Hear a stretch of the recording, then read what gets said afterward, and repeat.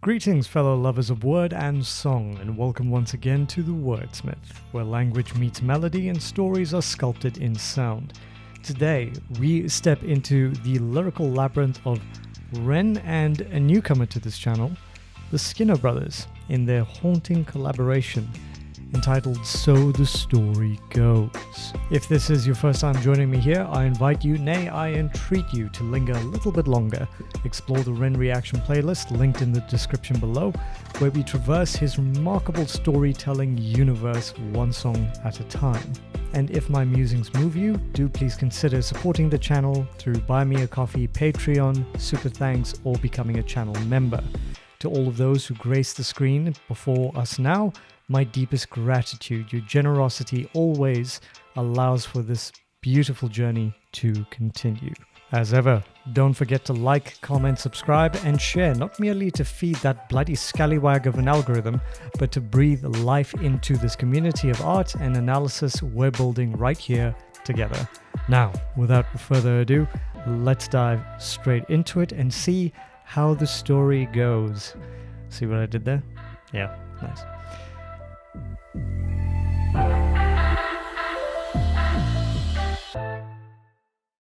Okay, so the story goes.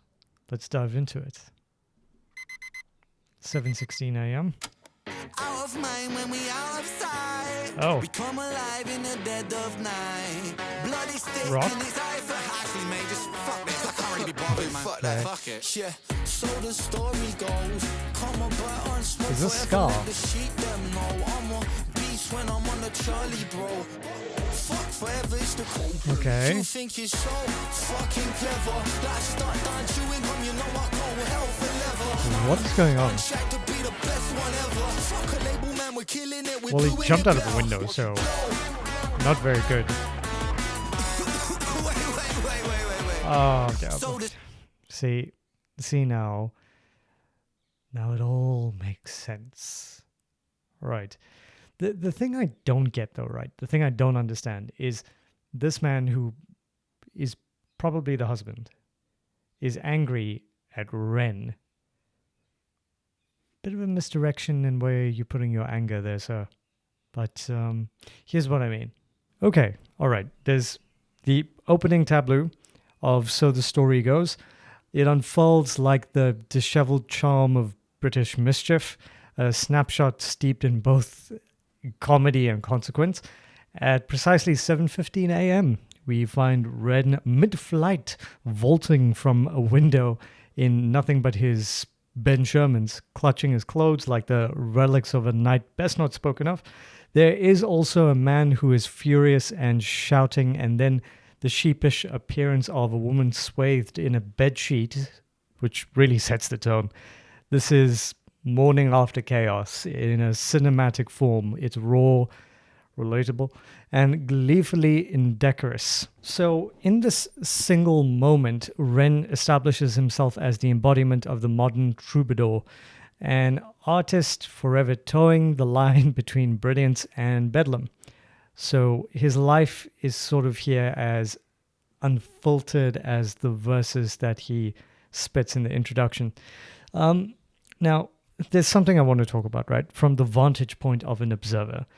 The scene presents a fascinating, almost tragic interplay between perception, blame, and human emotion. What I don't get is the husband's anger it's immediate, it's raw, and directed at the visible agent of betrayal, the man sleeping with his wife, evidently. Yet, this anger, upon closer examination, is arguably misdirected. Philosophically, it exposes a fundamental tension in human morality and social conditioning. We instinctively respond to the most tangible manifestation of harm rather than tracing it to the more complex underlying causality. And so that's the philosophical side. Psychologically, this misdirection stems part from cognitive simplification. Anger requires a target, a concrete embodiment of threat or wrongdoing.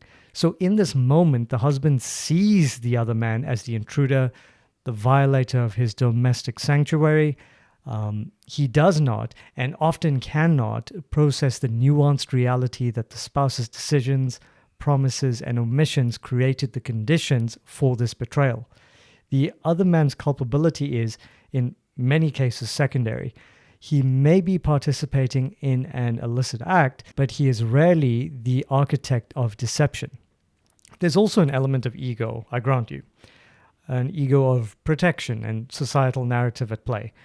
Anger towards the other man shields the husband from confronting the more uncomfortable truths about his own relationship. Unspoken dissatisfaction, miscommunication, or the spouse's intentional concealment. So, all of that is important to note, and by externalizing blame, the husband preserves his own sense of moral clarity and victimhood. In a philosophical sense, this aligns with what existentialists might call bad faith, a refusal to confront the messy, uncomfortable truths of one's existence, choosing instead a simplified narrative that preserves a coherent self-image. Yet, for me as the observer, my detachment allows for a more rational appraisal of the situation. Anger directed at the spouse herself toward the one who has actively negotiated and concealed the truth might be more coherent, if painful, but still. So even then, anger is a complex emotion that often obscures understanding.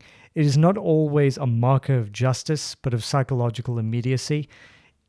When I'm watching this, one sees the theater of human emotion as well.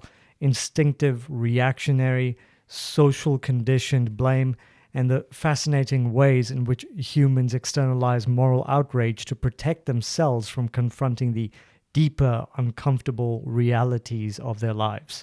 So, really interesting. Okay, it's an interesting start, taking it back a bit, and let's keep it going. Wait.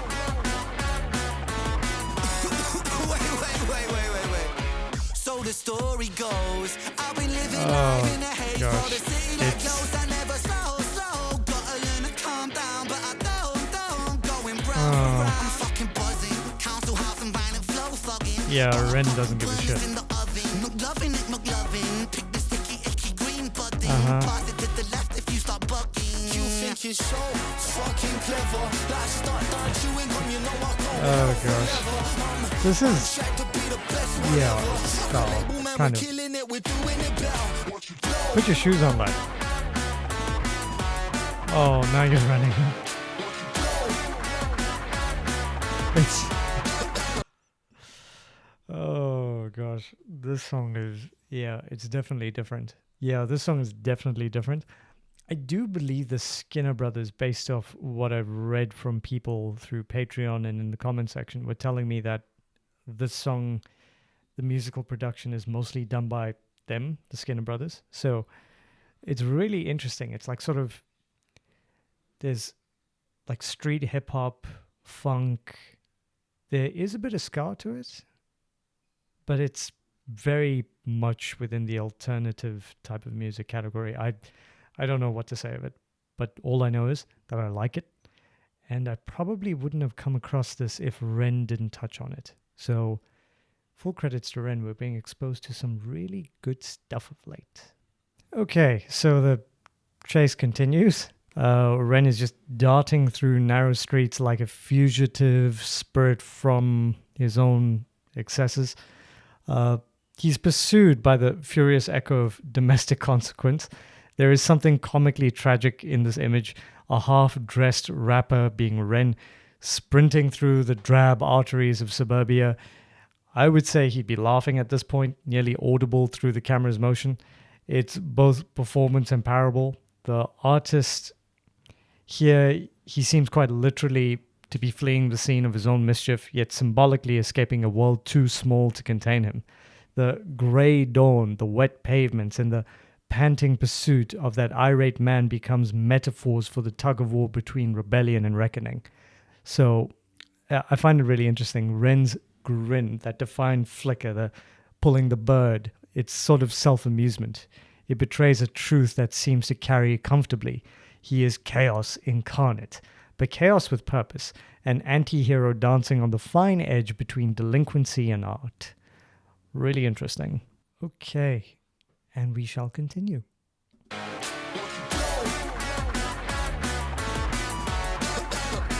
Like, are you following me? Oh wait, I need a smoke.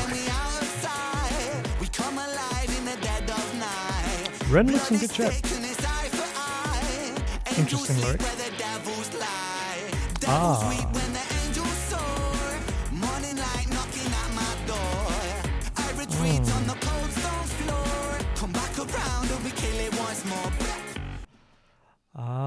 Okay. The lyrics are interesting, but I'll be honest, I'm not really thinking much about the lyrics. I'm sort of bombarded by the variety of music that I'm being thrown into. It's just, yeah, it's really, really different. So this part of the track hits like pure unfiltered chaos wrapped in swagger. Yeah, I'm using the word swagger in 2025. But anyway, Ren's energy is equal parts defiance and mischief, like he's daring the world to keep up. The sudden burst of, what the fuck? Hey, fuck that. It feels like a shrug at convention, a refusal to play by anyone else's rules before he dives into the nocturnal, almost cinematic imagery of coming alive in the dead of night. There's this sort of gritty primal poetry in lines, blood is thick, and it's eye for eye, and the juxtaposition of angels and devils that he mentions earlier on. And it gives the verses a playful, sort of dark, moral, ambiguous flavor. Even as morning light intrudes, he retreats only to promise a return, which mirrors the cycle of reckless thrill and relentless drive in both his life and his music. Messy, alive, and unapologetically himself. Also, there's a lot of rap sort of colloquialisms that are being thrown around here, mostly UK based. I'm somewhat familiar with it, not all of it, but anyway, let us dive back in. Retreat on the cold stone floor. Come back around and we kill it once more. Hey, so boy, hang on one second. There's just this little prick that I want to talk to you for a second, man. Would you let me talk to him? Thanks very much, mate. Okay. Is that one of the Skinner Brothers? Your apprentice, I'm the sensei, what's the outcome? I'm that geezer who will bleed you if you don't run. If you do run, then I'll pursue some. You're a soggy bowl of soup. A bit of argy-bargy. Like, are we going to do this? Are we going to scrap? Okay, yeah, we are. Lads. She's not worth it, lads. Oh, is this?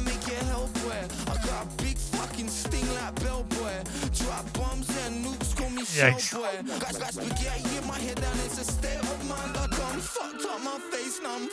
Oh, wow. Okay, cool.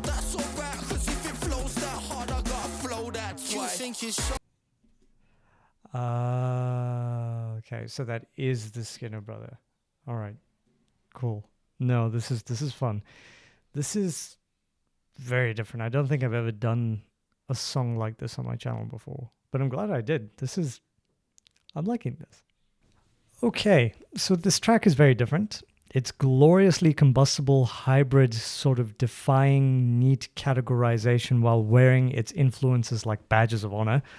At its core, I would say alternative rock, all jagged edges and defiant swagger, yet it's spiked with the irreverent bite of punk and the rhythmic bravado of hip-hop, creating a soundscape that's chaotically melodious and yet meticulously controlled. And by the way, for anyone who's interested, it's in the key of D minor. I don't know who asked, but in case you're wondering. Yeah. Anyway, I find the song intoxicatingly raw. It's different. This is not a song in terms of a genre that I would listen to on my own if it had not been for Ren. And I would have never heard of the Skinner Brothers either if it had not been for Ren. So these are facts that I can't ignore, that Ren is exposing me to new things, being a genreless singer himself. Okay, all I have learned from this music video is that the woman in this video is not worth it. Okay. Let's keep it going.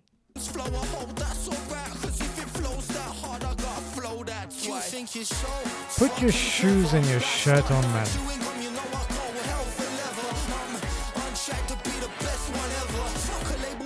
Who are you?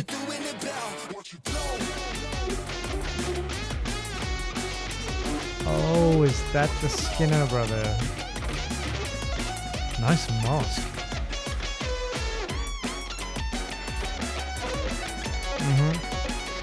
Oh, that guitar is bangers. A lot of distortion.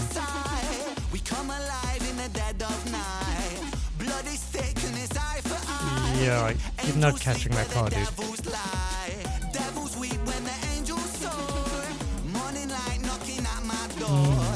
I retreat on the cold stone floor. Come back around and we kill it once more. That was... wow, that was different. It's not usually my thing, but it could be because I did actually enjoy that. I enjoyed it more because Ren was in it, and I love the entire vibe. The lyrics were great. The story of it conveyed through the music video was... like, I was so captivated by that. That was a lot of fun for me. So thank you to those who recommended it. This was very enjoyable. Okay. Anyway, let's close with some final thoughts. Okay, so the story goes by Ren and the Skinner Brothers. It's a visceral anthem of rebellion and unbridled self-expression, a track that thrums with the unpolished vitality of life lived without filters.